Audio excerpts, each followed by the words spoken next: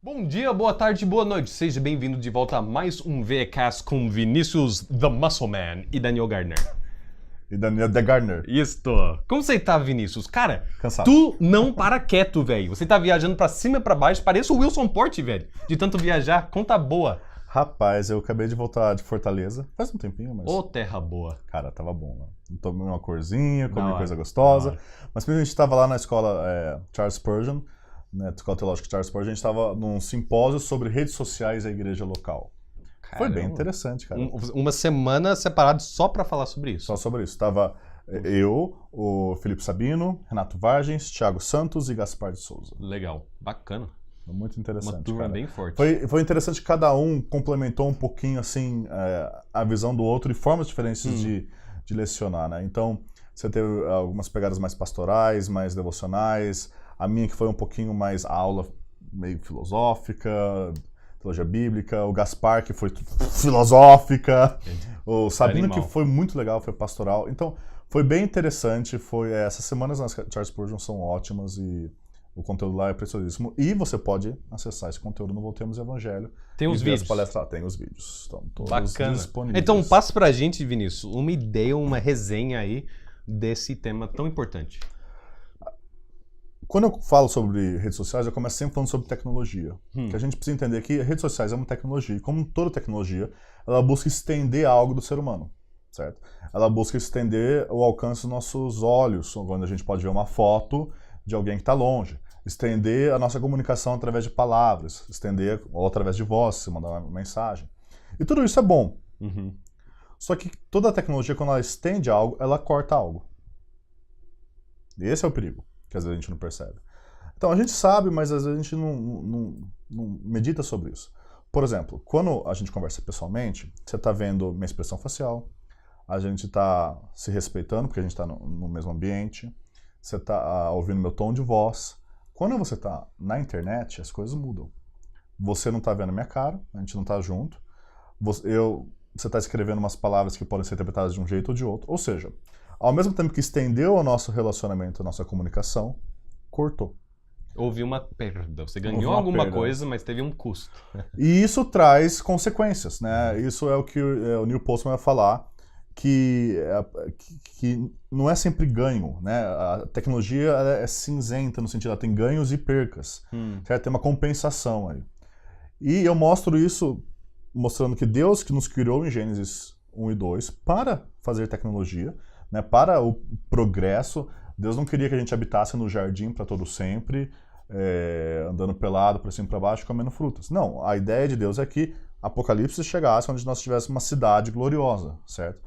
Então, se isso ia acontecer, ia ter um desenvolvimento tecnológico do ser humano, só que ia ser bem diferente por causa da queda. A queda traz uma ruptura na toda essa ciência que ia ser gerada. Agora o homem gera tecnologia para sua própria glória, gera tecnologia para matar, gera tecnologia para fins ruins, né, fins pecaminosos. Só que Deus mesmo assim Deus não tenta, Deus faz e usa daquela tecnologia para a glória dele e para o avanço do bem-estar humano e para o avanço da salvação. Por exemplo, nós vemos Noé. Noé construiu uma arca, um equipamento tecnológico, entendeu? Houve uma evolução ali na tecnologia. Para a salvação da humanidade geral e dos animais, ou seja, para o bem-estar desse planeta, para a continuação desse planeta. Daí nós vemos, por exemplo, que os filhos de Lameque, os filhos ímpios de Lameque, foram aqueles que desenvolveram pecuária, metalurgia e musicologia. E a gente vê essas três coisas sendo usadas pelo povo de Deus. Abraão cuidava de rebanhos. Nós vemos Davi pegando as flautas que um ímpio criou e colocando no meio do culto. E nós vemos a questão da metalurgia para proteger o reino de Deus, para até construir a Arca da Aliança. E a maior prova que Deus usa a tecnologia humana, mesmo quando feita com motivos ruins, é a cruz.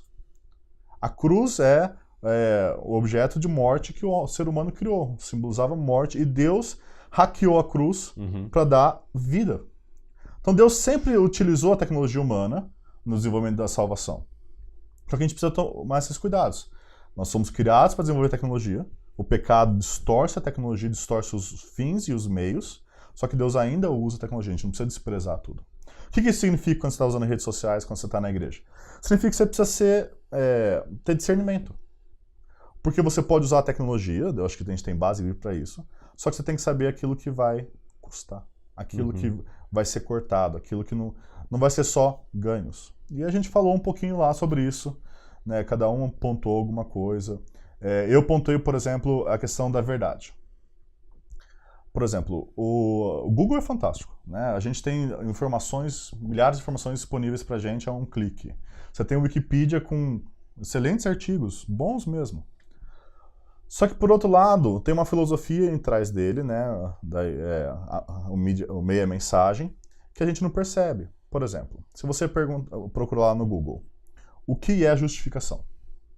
O que o Google vai trazer para você? A resposta certa? Tudo, vai te trazer tudo, cara. Uma sopa só. E o que vai estar lá no topo? Absurda. Vai ser alguma... Não vai ser um link do Voltemos ao Evangelho, com certeza. Esperamos que seja, mas a questão é que ele vai trazer aquilo que é mais popular, mais clicado, ou quem pagou, que vai mostrar a propaganda. Ou seja, o Google está falando para você, a resposta do que é a justificação é aquilo que as pessoas mais acessam. Ou quem pagou. A definição é formada através o que está popular. Isso. O que está na moda. O que está sendo acessado, o site que é bem construído. Ou seja, você tem a questão até estética aí. Se você entrar no Wikipedia, o Wikipedia é uma colaboração de várias pessoas que vão editando o artigo, até chegar no consenso, eu imagino, né? Senão eu ficaria editando para sempre. Ou seja, o Wikipedia, a filosofia dele é o consenso. Quando a gente tem um consenso sobre esse assunto, essa é a resposta. A Barça, por exemplo, vai chamar os especialistas. Os especialistas sabem o que é justificação. Os teólogos. Sabendo que só nessas três coisas você tem visões do que é a verdade sobre a justificação diferente. O Facebook vai mostrar o que seus amigos pensam que é justificação. Ou o que alguém pagou. Entendeu? E nisso a gente está usando a tecnologia e sem às vezes saber que a gente está mergulhado nesses formatos de mentalidades, filosofias, ideologias do que é verdade. Então essa é uma das coisas que eu levanto que as pessoas têm que tomar cuidado. Por exemplo, o Felipe Sabino levantou lá e foi muito bom como a tecnologia vai influenciar a vida do pastor. Um do que eles colocou que eu achei muito bom é preguiça.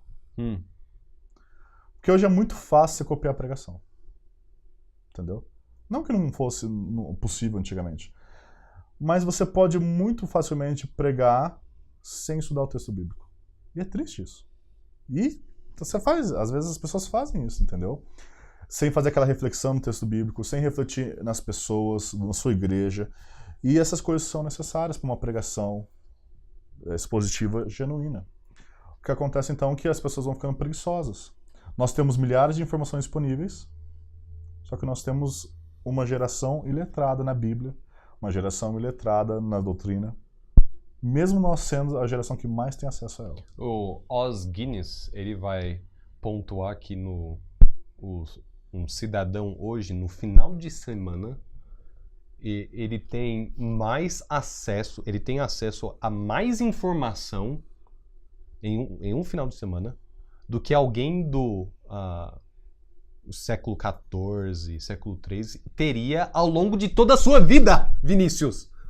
Por quê? Porque eu abro um site e eu sei o que está acontecendo lá no outro lado do mundo, né? Se aconteceu alguma tragédia e tal. Cara, no século XIII, século XIV, o cara não sabia nem o que estava acontecendo na outra cidade. Ele sabia o seu bairro ali, a sua fazendinha. Entendeu? Quando muito a família que estava longe que mandava uma carta que ia demorar aí e olha aí, meses né? para chegar. O carteiro ia morrer sendo atacado, não sei o que lá pelo caminho. Era pior do que internet de escada, velho. Então hoje nós temos assim uma imensidão de informação e o jovem ele fica perdido nisso. Porque, cara, você tem tanta coisa boa agora. Entendeu? Se a gente voltar aí uns 10 anos, quando o VE começou, tinha coisa boa, mas não tinha tanto. Assim, então de teologia. o VE trouxe coisa boa, desculpa aí. Mas não só o VE, começou outros sites também a produzir bom conteúdo. E hoje nós temos vários ministérios produzindo bom conteúdo online. A Fiel começou a produzir antes do VE, por exemplo. O Monergismo está bem antes do VE começar trazendo conteúdo bom. Só que agora você tem milhares de sites. O que você faz? Você quer ler milhares de coisas. E você acaba lendo sem refletir, sem mastigar aquilo, sem meditar naquilo. E aquilo começa a se tornar aquela informação que entra e sai da sua cabeça e basicamente você não está produzindo nada sólido com aquilo. É uma coisa muito rápida. E isso gera aquilo que a gente falou no nosso outro vídeo sobre a questão do debate, né? Das paixões da juventude, do jovem querer acumular um monte de informação só para o debate, só para brigar na internet, que é outro problema, que a gente não está vendo a pessoa. Então, todos esses ganhos que a internet trouxe pra gente, as redes sociais trouxe pra gente de se comunicar, de ter acesso a essas coisas, que é maravilhoso, de você poder ouvir Lloyd Jones, cara, isso é fantástico, entendeu? Você poder ouvir as pregações do Piper, do Washer, as legendadas, todas ótimas coisas que veio com a mídia, com as redes sociais. Também tem os seus pontos negativos. Então, o seu ponto é que se nós focamos no fundamental, nas escrituras, isso de fato muda as redes sociais, isso muda tudo, na verdade, né, Vinícius? Isso muda tudo. Por falar em isso muda tudo, Momento plim plim. Lançamento da semana da Editora Fiel. Isso Muda Tudo é um livro da Jacqueline Crowe. Ela é uma jovem agora, né? Mas ela escreveu esse livro quando ela era bem nova, para adolescentes, para os jovens, sobre o Evangelho. Né? O que muda tudo. Tem um vídeo muito legal. É muito bem feito esse livro. Bacana. Cara, olha, é capa Parece dura. aqueles Moleskine da vida, né, velho? Tem até o marca-página aqui, que eu não sei, como chama isso aqui? Fitinha? Como chama? É marca-página, ué. Ninguém sabe, é fitinha mesmo? Então vai fitinha mesmo. Tem nome, mas eu não... a página é colorida, cara, laranja. É muito top esse livro aqui. E ele não só é top no design, mas ele é top no conteúdo também. Legal. Eu sei de uma filha de um irmão aqui que trabalha na Fiel que tá devorando esse livro. Eu acho que é um ótimo livro para adolescentes, até para jovens. Se você está no Ministério de Jovens, no Ministério com Adolescentes, é um bom recurso para você usar. É um bom recurso para mães e pais darem para os filhos, ler com os filhos. E, cara, ela vai trazer aquilo que o Voltamos ao Evangelho sempre fala, né? Que é a gente voltar ao Evangelho. O Evangelho não ser... Como que é o termo? Não ser assumido. Ele tem que ser explícito, né? Então, ela vai trabalhar coisas como nossa identidade, nossa história, nossa comunidade, nossos pecados, nossas disciplinas, nosso crescimento, nosso tempo e nossos relacionamentos. Então, ela vai mostrar como o Evangelho implica mudando tudo isso, né? Isso muda tudo, o Evangelho muda tudo. É um ótimo livro, uma ótima recomendação para leitura. E isso para adolescente. E para quem está pensando no nível de, vamos lá, vida na igreja, como é que o Evangelho tem implicações no... Talvez, por não ser jovem, ele já tem lá alguns filhos, alguns netos. Que leitura você recomenda para... Olha que interessante, tem um livro aqui, Daniel. A gente é tão sutil, Vinícius. Realmente o nosso humor não é bom, não. Bacana. Vamos continuar. Jonathan Leeman, A Igreja e a Surpreendente Ofensa do Amor de Deus. Eu desafio você a ler esse livro. Você vai achar ele difícil, mas é por isso que ele é bom. Os 3 primeiros capítulos desse livro aqui são absolutamente fantásticos. Ele vai falar sobre a idolatria do amor, ele vai falar a concepção errada que a sociedade hoje tem sobre o amor, que a cultura tem sobre o amor. Ele vai falar sobre, no segundo capítulo, a natureza do amor, o que é o amor diante de Deus, o que Deus define que é o amor. E no terceiro capítulo vai falar o governo do amor. O fato, as pessoas pensam que o amor, se você ama, deixa fazer qualquer coisa. Né? O amor aceita qualquer coisa, mas Deus vai mostrar que não, o amor tem um governo, o amor tem uma regra. O amor de Deus, ele é um amor que também traz lei, traz mandamentos. E vai redefinir a forma como você pensa sobre redes sociais. Porque, às vezes, a gente até no cuidado, por exemplo, dos filhos, você pensa, eu tô amando meus filhos, vou deixar eles fazer o que eles querem, eles têm que crescer, ser livres. Mas isso não é a forma como Deus nos ama, e Deus nos trata como filhos dele. E esse livro aqui ele vai aplicar essa questão, essa redefinição de amor, para 2 conceitos que Jonathan Leeman sempre fala, que é a membresia de igreja e disciplina. Ele vai mostrar como essas 2 questões, da membresia e disciplina da igreja, têm a ver com o amor de Deus, e não é contrário ao amor de Deus. E isso é bom, porque você pode sair um pouco das redes sociais, e se gastar um tempinho num livro físico, ou você compra o Kindle. E ao mesmo tempo, o que o Jonathan Leeman está trabalhando aqui tem implicações nos nossos relacionamentos até fora da igreja. Sim. Que na rede social é para ser relacionamento no mundo virtual, né? Perfeito. Então tem alguns princípios, vários, imagino, princípios aqui neste livro que a gente pode aplicar Até em ambientes que não são eclesiásticos. Quando você entender, por exemplo, o que o Lima fala, em uma das coisas que a gente pode aplicar, né? O amor, ele tem barreiras, você vai entender que o amor, ele precisa ser local. Amor distante, virtual, ele é um amor fácil. Que ele pode se tornar um amor... Aguado?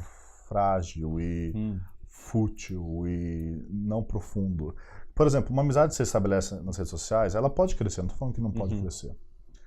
Mas é diferente você se relacionar com uma pessoa que está próxima de você que tem defeitos.